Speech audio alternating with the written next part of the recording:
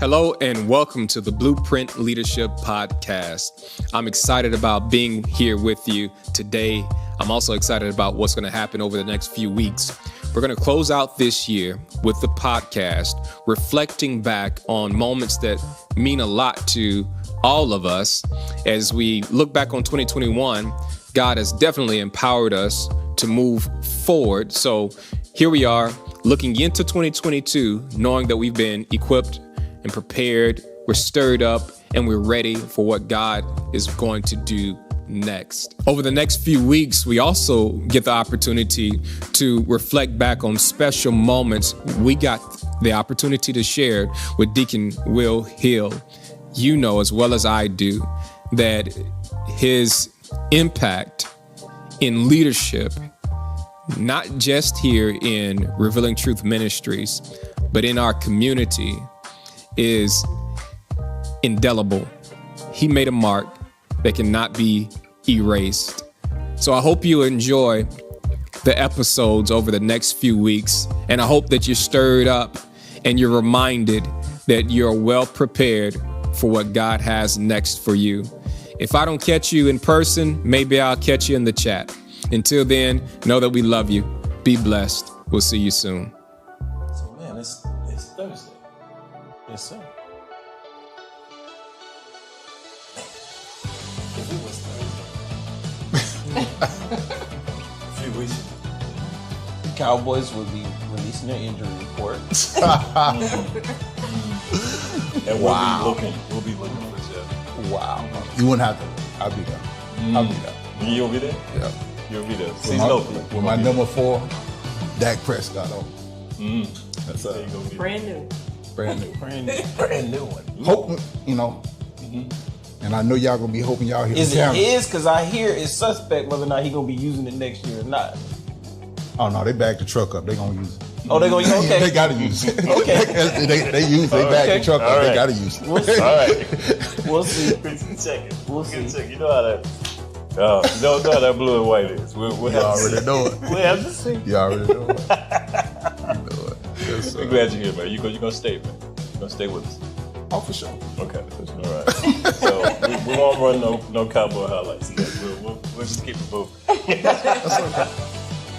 Hey, welcome everybody. We're here at the Blueprint Leadership Podcast. So glad to see you here this week. Well, we come together and we just discuss how the simple truths of the Word of God just builds and grows your leadership and just betters your everyday walking around life. Always here with Pastor Brian Pope, Pastor Lamar Mills, and our special guest today, we have none other, Mr. Jeffrey B.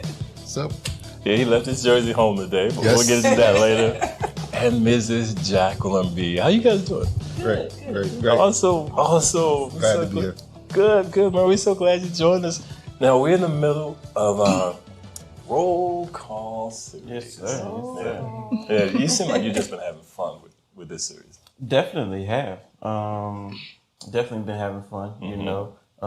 It's kind of like rounding the circle. We kind of talked about our built to last year, and so one of the things we said is how can you be built to last if you don't know what you've been built to do. Correct. And so, just taking this opportunity to help people in discovering who they are, responding to God calling them, and starting that journey to be built to last in what they do. And that's when we went into this particular sermon series. I mean, I have to say, you guys popped in my head just immediately. Immediately. Because there's such a, I don't want to say misconception, but it's like when you say what you're built to do, often we get caught up in just skill sets or just a vocation, like that's what we're built to do. And, what you're exposing through us through this series is so much greater than that. Yeah.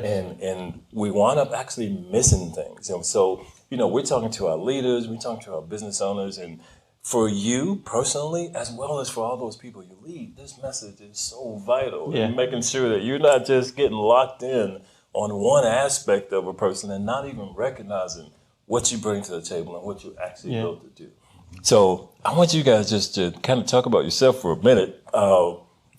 Jeff, Tell us what your vocation is. What is it that you do for a living? In a nutshell, I'm a software developer. Software developer. Yes, for a finance company. Yep. That's all brains. And coach, basketball coach.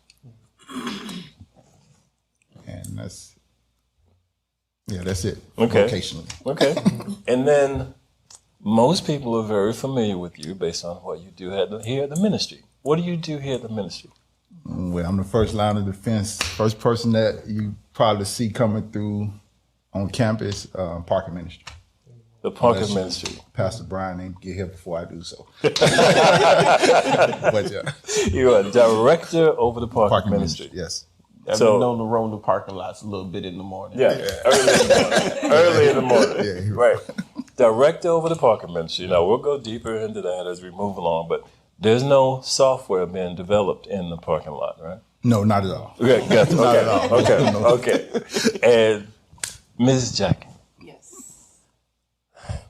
It wouldn't even be a fair question to say, what do you do? So I'm going to go and say, most of us are probably familiar with the fact that you are a nurse. Yes, I am a nurse. Now, you know what kind of nurse?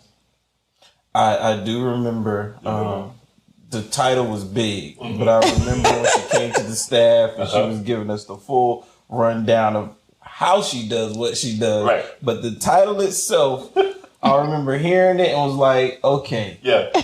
I'm a pause, I learned a lot of words. All I remember was the big gasp from the staff when she gave us the title. So give us the title of that specialty. So my specialty is brain and spinal cord, but I actually kind of took the administrative route after some time, and I was a director of virtual care. So we made sure that, myself and my team made sure that the doctors were able to communicate with the patients using technology. So telehealth, telemedicine. Wow. Brain and spinal cord. That's some serious stuff. She done broke that down. Appreciate it. Appreciate that. 'Cause we could have said that on the title anyway. And just tell me, guys, as far as, we know just you guys are some of the most skilled people we have in this ministry. And then we see how you serve and the different places that you serve. So when you're listening to this sermon series, what kind of things are connecting with you based on what you're hearing from this roll call series? So I gotta say that this series couldn't have come at a better better time. Okay. It was a time when it's a time during we're really being, I don't even want to say challenged, but we're being promoted, I guess you could say, because I've learned that challenges are actually promotions when it comes to what we've been experiencing in our businesses as entrepreneurs. So just hearing the word and just that reassurance that we're in our purpose, we're doing what we were called to do, and I just thank God that we answered the call. It wasn't, a quick answer though. We kind of ducked our heads and covered, put our coats over our heads, when He was calling. Okay. But definitely, it has definitely been a blessing to know that, and to hear the messages going across the teachings, because they've actually been very beneficial as always. All right, so you set up a transition there because we talked about what your initial vocation and what you were doing, and then you mentioned answering the call, and you said businesses. It wasn't supposed to be that way. So we got to go back to the brain and spinal cord, and then something happened there. That's no longer what you're doing. No. So. We're talking about answering the call and really understanding what that means. So what happened that moved you from that particular industry? Okay. So about back in 2003, 2004, Jeffrey and I were staying in a very impoverished area. And everyone would come to our house, all the kids, play with our kids. And You wouldn't have known. Yeah. Really? Right. And so I was standing out one day looking out the door, and as Jeffrey was walking behind me, the Holy Spirit just spoke to me and said that you're to have a home for children that can't stay home with their families. And I immediately turned around and told Jeffrey that. And he's like, oh, that's good, that's good. And then we immediately start, trying, okay, what is that going to look like? Do we have to stay with them? Do they come stay with us? Like, we just kind of took it and ran, but God, like, put the brakes on us. Like, nope, not yet, not yet. And so he gave us the name, shortly after. And then 10 years passed before he said, now it's time. Okay. So in my mind, I'm thinking, no, this is not from God, because I just went, I went through nursing school. I just finished the master's program at that time. And I'm thinking, this cannot be God, because I've done all these different things, and now you're telling me to leave. No, certainly not God. And we were very comfortable in our life. Right. Yes. Very comfortable. Things were good. Finally got to I know that spot. I know that spot. It's nice there. Kids graduated. And I'm glad you brought that up, though, because people are constantly, whenever somebody mentions transitioning or answering the call of God, people are constantly still asking, oh, what happened? Did you get fired? Did you get laid off? Or, things were struggling? No, it was not like that at all. It was not like that. Everything was good. It was like, I don't know. That's right. That's a lot. You know what I'm saying? You about to walk away from a lot. Yeah. It was, insurance benefits, retirement benefits, exactly. Because I was working for the federal government. And so I can remember telling Jeff, I can remember exactly where I was. I was on 275, approaching Bush Avenue, and I told Jeff, hey, it's time, I got to go. I said, this is how I'm going to set it up. I've already been in contact with some people, and we're going to do this X, Y, and Z. And he's like, absolutely not. That is not what we're going to do. I'm not doing it. Not going to do it. We've just got our kids out, and we're settled, and we're able to live now. And you want to do what? No, not going to do it. Yeah. And I can remember having to pull over, because I told myself, I just built up the courage to follow you, God. I just built up that nerve to where I'm going to do it. Right. And then he just snatched it away. He's so like, I felt like something just yanked out of my stomach. Like I had to pull a car off. I was crying. And I think it was like a week and a half, because that was kind of bad. A week and a half passed. I didn't even say nothing to Jeffrey. I'm like, I'm trying to follow God, and you won't allow me to do it, And at that point, I just kind of, okay, God, we'll do it in your time, and this can't be your timing, because he's not on board with it. And then 3 years passed, and I think I was like, I'd had enough. Like God had just filled me with so much. And I was leaving home, and I looked back at Jeffrey. Mind you, I used to be jealous when I would leave home and he's in the bed. I would be so jealous. I'm going to work and you're in the bed talking about it's going to be a long day. Yeah. How? He said life was good. Right. And so I looked at him, and I just started yelling, like, you don't support me. This is what God has called me to do, and you're not even supporting me. And he's like, what is wrong with you? So he goes, you're talking about this business, but you don't have anything in place, no business plan, no nothing. Jeffrey is very analytical, very methodical. And I'm spur of the moment, let's do it, And so I looked at him, and I was like, I do. And the name of it is Grace for Hope. I started spitting out the name, and he's looking like, oh, wait a minute. And so when I got home that evening, I brought all the documents home with me. Yeah. And I was like, here, I have something for you. He's looking at it like, oh my God, this girl has a company. It's like, you have a company. It's like, yeah, it's time to go. I have to do it. And from that point on, I think Jeffrey realized how serious I was, and like, she's truly going to do this thing, And I started, like, I would wake up in the mornings, and I'd share dreams with him, things God would share with me in my dreams. And he's like, oh, okay, like, this is real. Yeah. I can tell there was still some reluctance, though, because, it was like, I was getting the downloads and he wasn't. So why isn't God talking to me? Yeah. And I told him one time, because you're not listening. He's talking, you're just not listening. But that wasn't the case, I think. Yeah. And I know that you've talked about that as it relates to this series and kind of what we're listening for. Yeah. I think you started this out like, you listen for your name to be called, but God's talking to you. Yeah, and which was something that's so cool about what you guys just shared. And it's like, man, you're asking God for purpose. God, and we were talking about this before, right? God is very clear about who he is, right? And he's very clear about the nature of how he does things and how he operates. And I would say, man, and sometimes you just got to understand who asked you, right? And who you're talking to. Right. Absolutely, right? God is one who doesn't like people who don't depend on him. Right. So if you're asking God, what's my purpose? His answer is going to mean that you're going to leave whatever self-dependency you had has to be crucified in exchange for complete dependency on him, right? When God calls you, the nature of what he's calling you to means that you're going to have to step away from your security and into his, right? Like you that is the nature of his call. His call calls for a transition in what you trust and how you trust in it.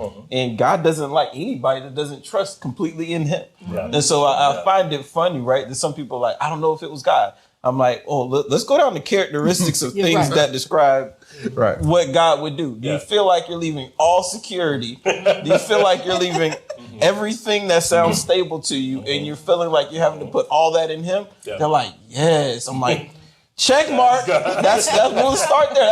That could have been God, right? It sounds like that's right where y'all were. Right. And on the opposite side of, oh man, you feel like God is calling you to do X, Y, and Z. Like, yes. I mean, do you feel comfortable about it? Yeah, man, I just feel I have a great game plan together. Oh, do you have all the finances to make it happen? Yes, I have it there. That might not be God. Right. You sound way too comfortable. For what the nature of the caller is to bring you into dependency. Every time you were asking God, what do you want for me to do? God, what's the purpose for me? First of all, God's very self-interested. Right. I would use the word even stronger, right? God is selfish, self-centered, right? God is going to call by God for God, right? If God is calling you, it's not for you, it's for him. Like God cares about him and his goals. But there's a nature to it, right? And that's what I'm like listening to, like, man, that sounds just like God, right? The question is like, are you ready though? And and I heard what you said, like you spent some years growing in confidence with God. And that's also part of the picture because God understands where we are. And God understands what we need for this thing to move forward in a way that it won't, let's say, be built to last. It won't fall apart. Exactly. So with that being said, during the time that lapsed, the time that passed, did you feel that did it matter? Was it a disadvantage that 3 years, more than 3 years had passed? Right. Since you heard what you got the idea, you're standing at your door, you're looking at these kids, this is what God wants us to do, then at least 3 years passed, right? Before you actually got to doing it. But how'd you feel did you feel like you missed something because of the amount of time that passed? I feel every moment, every minute, every hour, every day, every year, every month was worth it. And all of that time we were being built, whether it was us rearing our own children and facing the same challenges with them that we're facing with, the other the children we're working with now. Me getting my degree in nursing, the master's degree in nursing. It's so weird, but so crazy to me. But it's required to do what I'm doing. So everything we did, everything we endured then during that period, it was in training for the call. If you will. We were training. It was like over at the training camp, right? And that's really good because you talk about that waiting period. Right. When you said everything that took place during that period was required for what you were being called to do. Yes. So absolutely. That's good. Yeah. And how we wait. Right. I feel I'm gonna do a little series leak, right? Because what you're speaking of in that waiting period, oh man, our actual final series of the year is gonna be based around how do we handle the dream. You receive this dream from God. How do you handle it? And the picture we're gonna look at, which I believe is just incredible when you really think about it, is Jesus coming, right? God in flesh came. And he knew exactly what he came to do. But you look at the time it took for him to get to it. Right? You look at the time he took. There was even moments where he says, now is not the time. Don't tell anybody, right? He didn't just because he knew what he was called to do, didn't mean he became immature in how he handled his day-to-day actions. He saw everything and that's what I'm learning what you guys said. He saw everything that he was doing a part of what he had to do before he did what he came to do. Absolutely. And oftentimes that's exactly where we are as believers. God will give us this incredible vision, this incredible dream, and we just have to learn how to handle it the way Jesus handled his mission. Right. And to your point, last night during Wednesday night service, the people around him, the conditions around him had to be right. It wasn't just about him dying. Yes. It was about him living a model of perfection. Right. It was about him training people. It was about every miracle mattered. Yeah. So it's like, no, although there was moments where he was looking up at Jerusalem, he was like, now is not the time. And he kept walking. But I see many believers looking up at their Jerusalem like, let me go get it. Yes. And it's like, wait a minute. Even Jesus knew that there was things that were needed before he went. Right? Yeah. And 10 plus years. I mean, that's. Yeah. I look back, and even once I made the decision, once we made the decision that I was gonna leave, that was in 2018. Just this year, 2021, we got the license that I was seeking to achieve. Right. So again, that's 3 more years. But again, me waiting from November 2018 to this year, April 1st, I made a joke. I said, you gave it to me on April Fool's Day. I was a fool for waiting, right? So from November 2018 to April 1st, everything that I endured, everything we went through during that period was necessary. It kind of built us up for, what we're doing now. And we were in training. Again, we were in training. I think we have almost hit just about every facet, every challenge, everything that could have come at us. We had the media after us. We didn't even have a license. We're not even licensed. Like, why are you bothering us? Right. We're just trying to do the right thing. We were being persecuted. Oh, they're trafficking children. We did all of it. But here we are trying to prevent it. So we, in that waiting period, it's still, and Jeffrey said, Jackie, you're so strong. You never take anything from people. Why are you taking this from them? What are you doing? Why aren't you moving? You should be. And I said, it's not the time. Remember? I said, it's not the time, Jeffrey. It's okay. I'm going to be okay. I said, I'm moving in God's time, and it's not the time. Understanding which is kind of like you see the difference, and she was the go, and I was always the analytical. Now we got to a point where it's like, why are we doing this? You push to go this far. Let's keep pushing. Let's keep now. Why? Let's change the route. You know what I'm saying? But she always like, hold up. So she was being led. And like sometimes when you're too analytical, you start to lean on your own knowledge and not hear from God. Listen to God. I know we talk about built to last too. So that's important. But I want to solidify a little bit more before we go deeper. Okay. Because you said businesses. So this is not the first time. This is not the only time that God has spoken. So God spoke to you recently. So talk to us about that transition of hearing from God. When we were waiting to be licensed, getting things in order and asking for a license, God spoke to me, because I would always tell people, I just want to be known for helping people. I just want to help. And Jeff was like, you can't save everybody. You can't help everybody. And so leave them alone. And so I was talking to my daughter is dating a guy, and I was talking to him. He's a truck driver. And I was asking him about trucking, and I said, how does that work? And, he was explaining it to me. I said, so if I get a truck, you can come drive for me. He said, yeah. I said, Jeffrey, I think we should do that. If we get a truck, we can hire other people. Because back in the old days, I just saw a truck driver as somebody that, it just wasn't a really good image. Society just didn't really, kind of paint a good image of them, And so I just felt like I could help them. A truck. A truck. With a driver, Out of like thousands of entrepreneurial opportunities. A truck. Yeah. And so I told Jeffrey, he's like, no, you're going to stick to what you were called to do. That is not your calling. That has nothing to do with you. So you just opened the door. I got it. I got to make this point. I think often when we talk about callings and assignment, people have these things, these titles, business owner, those type of things. But there seems to be a silver thread throughout the things that you all are doing. Absolutely. You talk about, I just want to be known as somebody who helped other people. To help people. And so I think that gives us a good image of what really is the call. Absolutely. It may manifest in many ways. Right. But really the calling is very general to all of us. Correct. And you hit it on the head. Because I wanted her to explain why she saw trucking as an option. What did you see in trucking, and why you thought that was a business option for you? So on top of, trucking, keeps America going, I just saw that a lot of people were, some felons and, just had a hard life, and people just didn't want to hire them, just didn't want to be around them, and things of that nature. So I just saw myself as being, I can help them. I can give them a job. We can get them moving. We can get them going.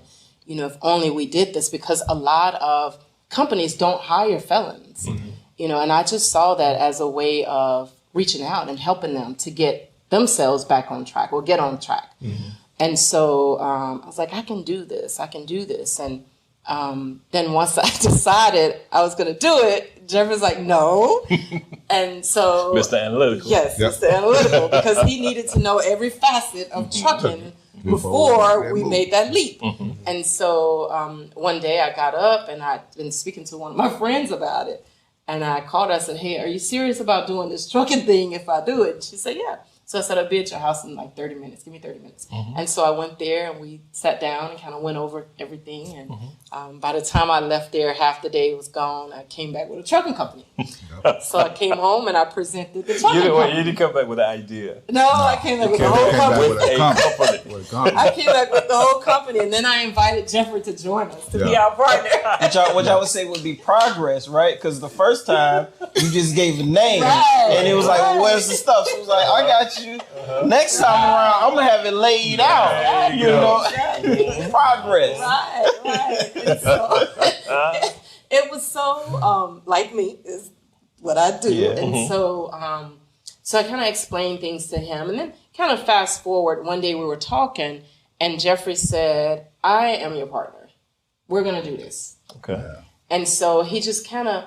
And it was just such it was so refreshing for me because it was no longer Jackie and Tony. It was Jeffrey, Jackie, Tony. And then that made me, I told him, I said, oh my God, a 3-string chord, So it just kind of all worked together. And then Jeffrey's he's about making things work behind the scenes. And see, that's a very key point, though. Again, we're talking about Built to Last.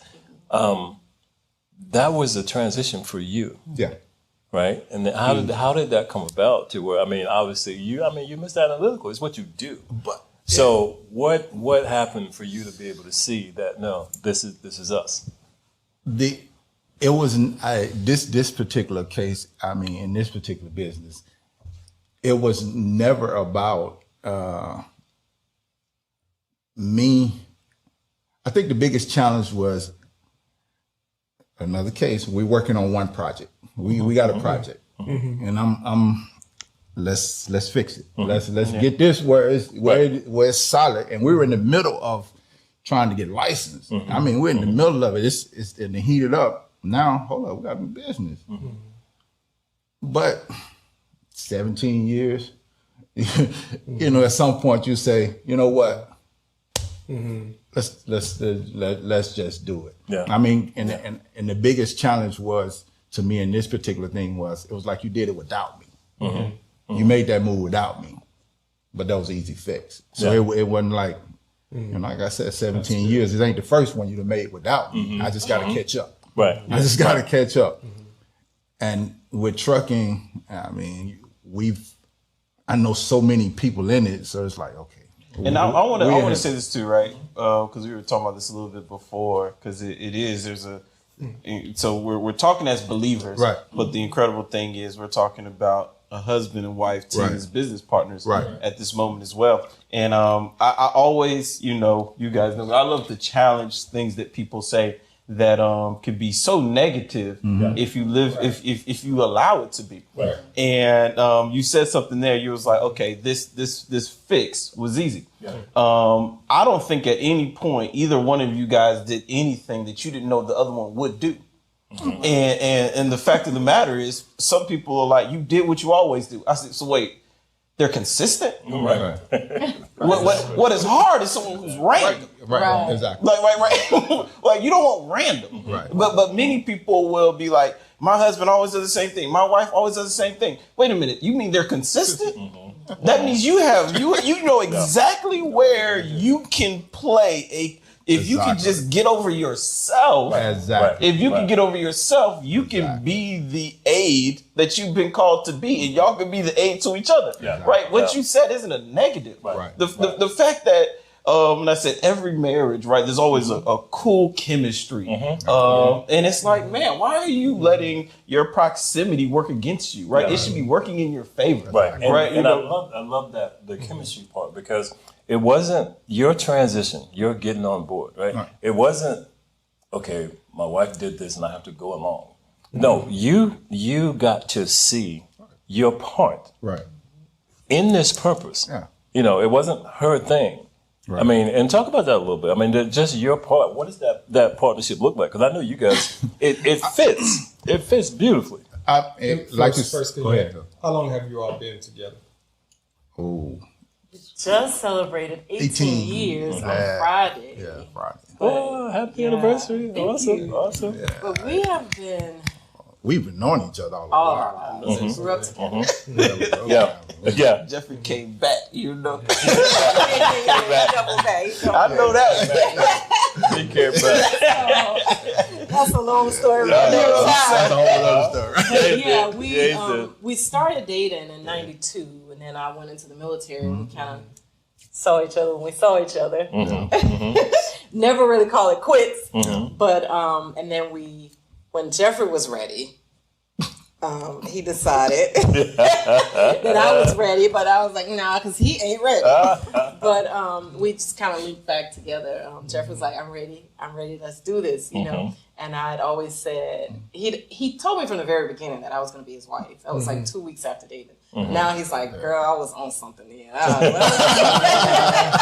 But and so we kind of, fate just brought us back together. It was funny, but when we first got back together, his sister and his aunt challenged it, but his mom was like, no, that girl has been all around the world. And he's still here, and they're together. They're meant to be. You know? That's awesome. So yeah, The reason I wanted you to just share that, because to get to Deacon Will's point of what he wants to bring out, I imagine that many husbands, I mean, we're talking about answering the call. We're talking about following your gifts. There are many husbands that are like terrified. Like, what is my wife about to do? You know, we get this idea that we're having to manage these things and control a lot that's happening. And we have, there's this other person who has ideas and dreams and things that they want to do.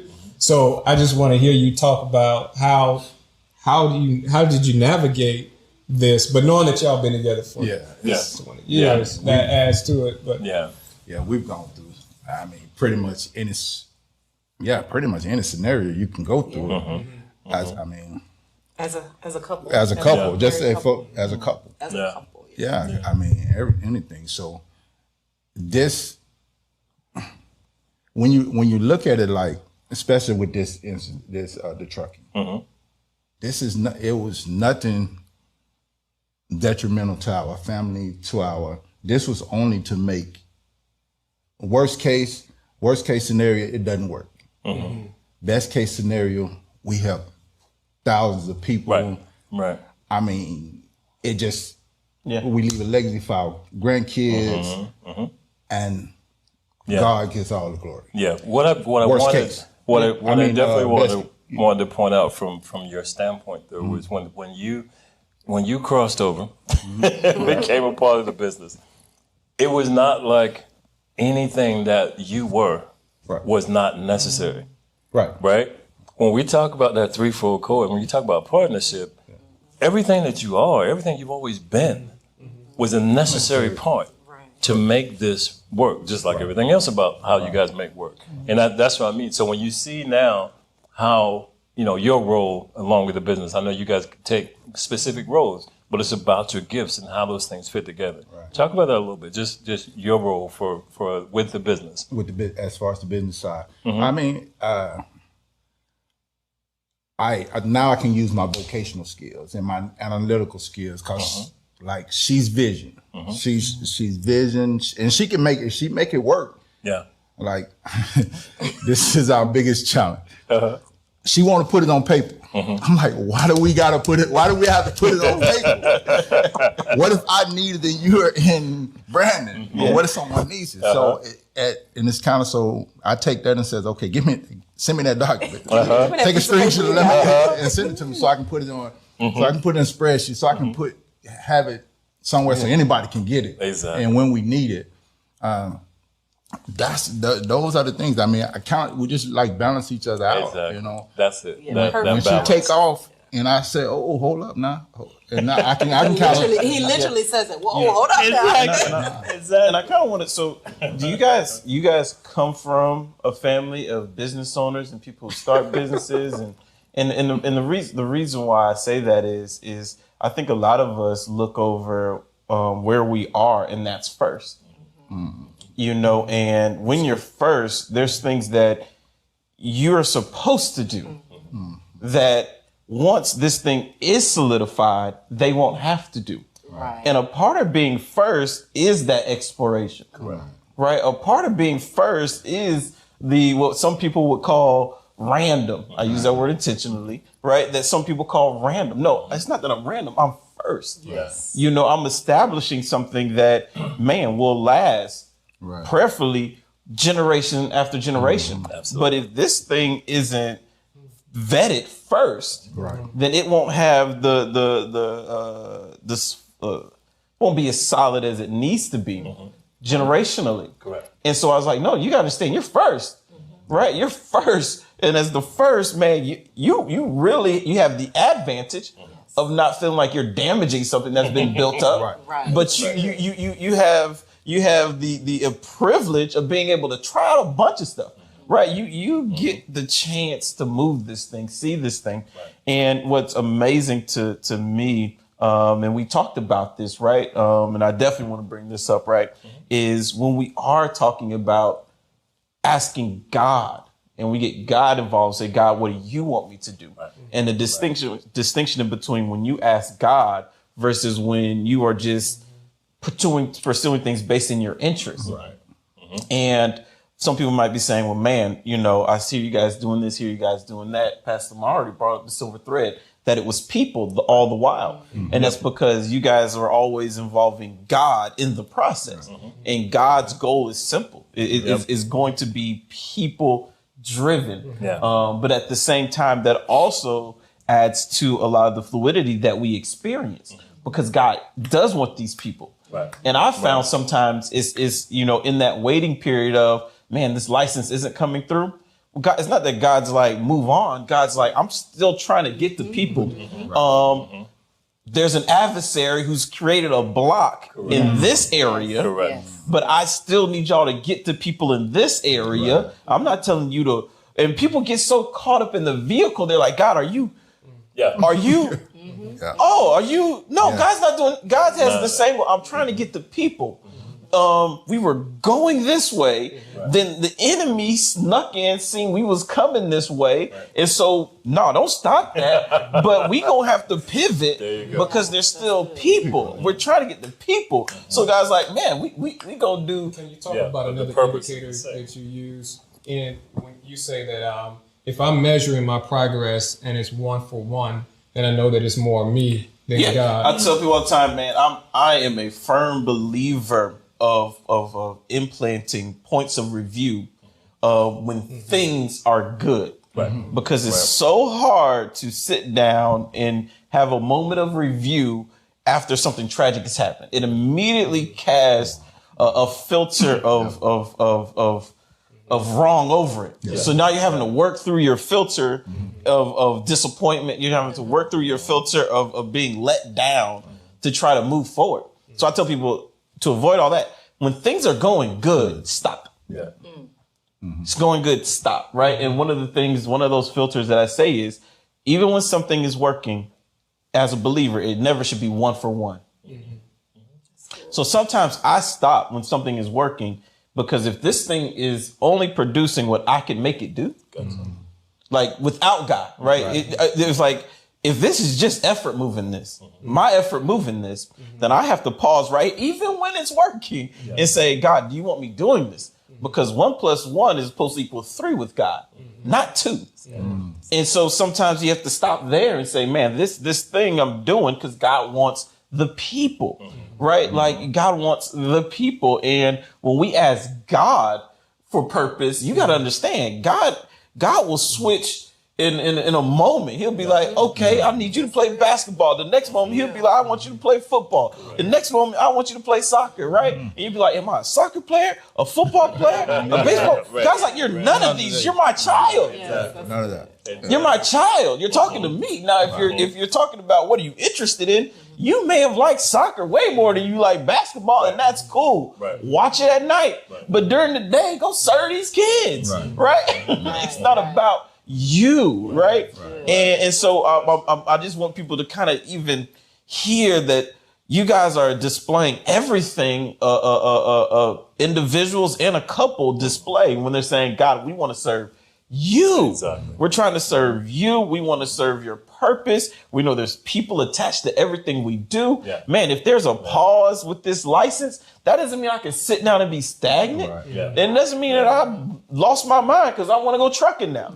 It just means that I'm going to go after people at all costs, right? At all costs. That's good. That is golden. And you actually, just hearing this story, you said something, we may be leaking again, but I think it's still coming. But you were talking about Daniel. And you said, we're called to serve our generation according to God's will. Everything that you guys have shared, and you said, I just want to help people. We talking about the kids in the neighborhood, talking about your own kids that you had to raise, talking about all these people that you've been able to touch, from nursing. I mean, people look at software development and be like, what does that got to do with trucking industry? You said it earlier, the silver lining.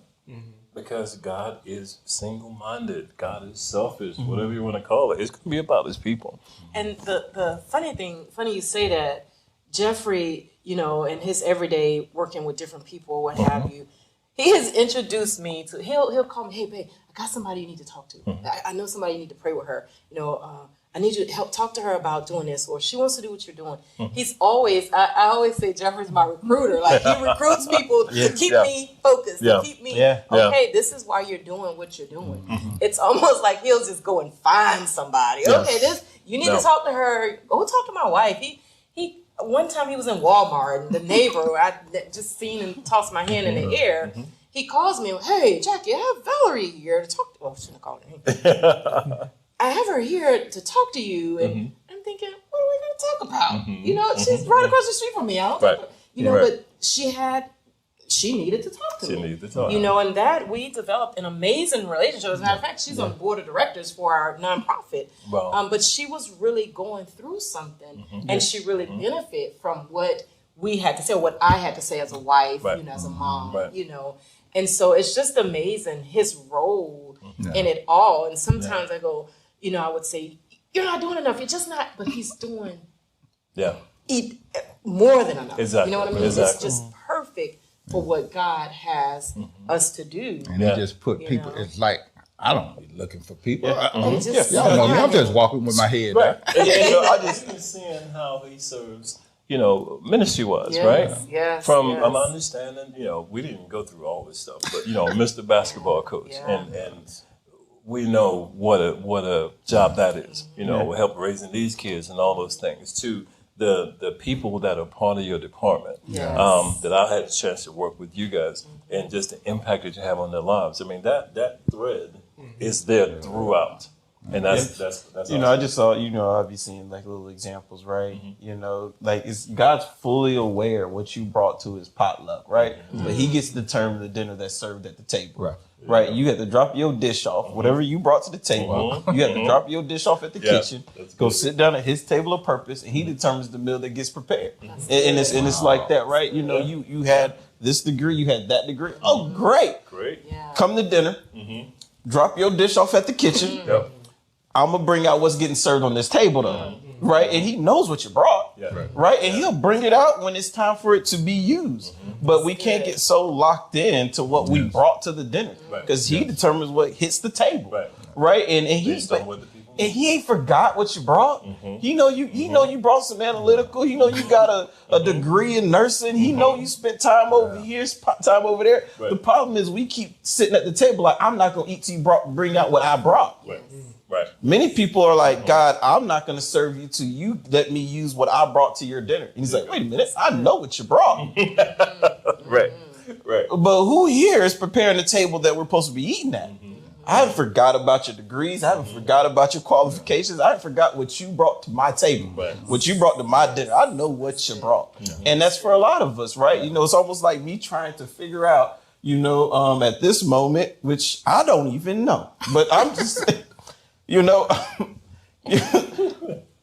I done spent a lot of years developing a lot of skills. I don't know when they about to show up, right?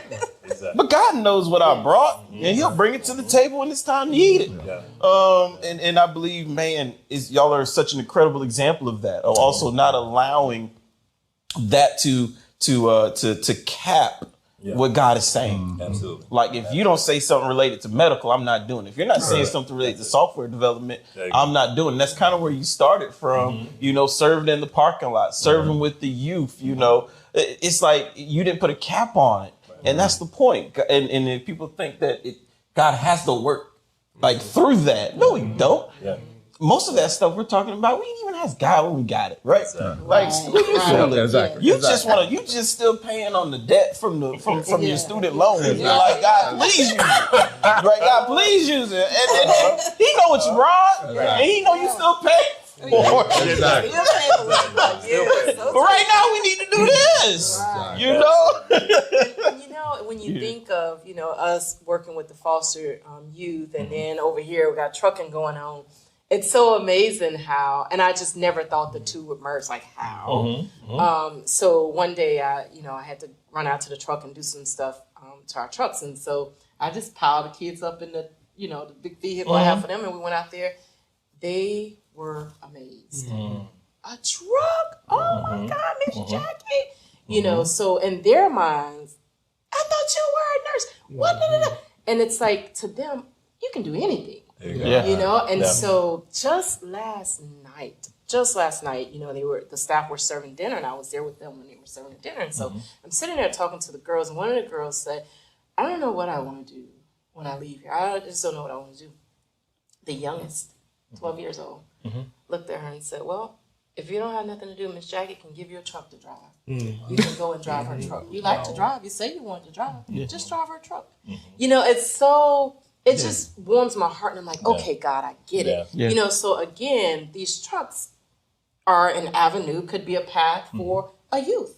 They don't want to go to college. I don't want to do this. I don't want to do that. I like driving. I'll go drive this big truck. It just seems, because to them, I'm so little. Why do you have a truck, Miss Jackie? You're too little for a truck. You know what I mean? Yeah. But they just see it as she can do anything.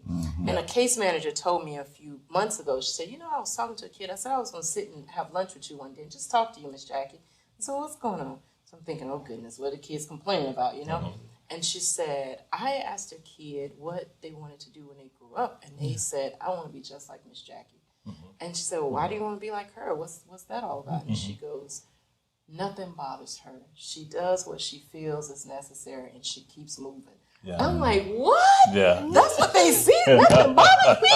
Tell you what's going on over here. But the fact that this child can see through all of her trauma, everything she has going on, I just want to get to a place of peace, is what she was saying. Right. I just want to get through a place of peace. And this lady has peace. That is I think part of the, when we talk about what glory is God only allowing people to see what He wants them to see. Because you look at your life and you're like, there's a bunch of stuff that bothers me.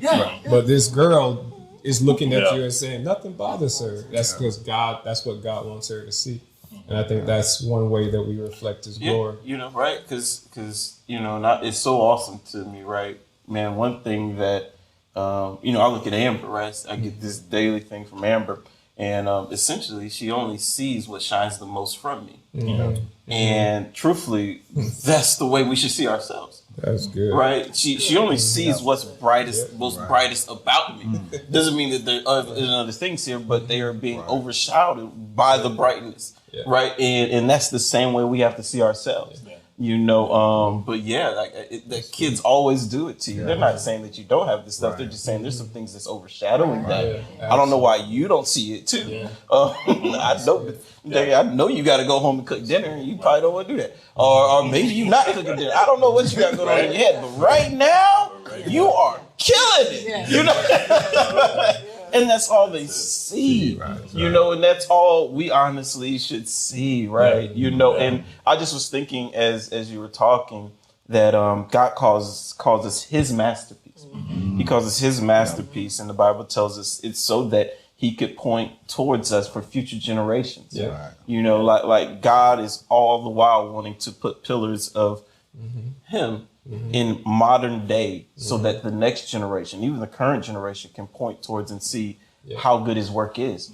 And man, sometimes, I'm gonna say this is gonna be an awkward way to end it, and I'm gonna throw it to you, right? But sometimes it's hard to be that masterpiece when you're unwilling to make the decisions that are challenging, make the decisions that are truthfully the ones that set you apart. I said, you know, I don't always follow, I'm gonna call it culture's wisdom, but this one works pretty well. If it was easy, everybody would have did it. Absolutely. But if you're gonna be set apart, that actually means there has to be some opposition to it, right? There has to be something, right, that shines forth. And that's what I hear from you guys holistically, individually, is that no matter what that opposition is, there's just this amazing wherewithal to know that there's something bigger happening here. That's, man, that you always know how to wrap it up perfectly, though. You know how to wrap it up perfectly. That's the piece, right? That's the piece that we don't want people to miss. As you continue to listen to Roll Call, if you continue to hear Pastor going deeper and deeper on what it takes for us to answer the call, don't limit God. Don't try to line up this thing with your preferences, with with your vocation, with your education. God knows what you bring to the table. Excuse me. God knows what you bring to the table. And meeting the needs of his people. When you set that, you're right. The common thread is always going to be about God and his people. So in your leadership, you're raising up other leaders. Please keep that in mind. You know, it's not about the label. It's not about the label that the world puts on them. God has a purpose. It's all about his people, and we're here to steward that purpose. So we have real life examples. That's the whole point of us doing this. Real life examples for you to see what walking out this word does for your leadership, what it does for you and your everyday walking around life. So, Mr. and Mrs. B, thank you so much for being with us today. Thank you, guys. Absolutely. Thank you always, Pastor. Pastor Lamar. Pleasure. And we'll see you guys next week on the Blueprint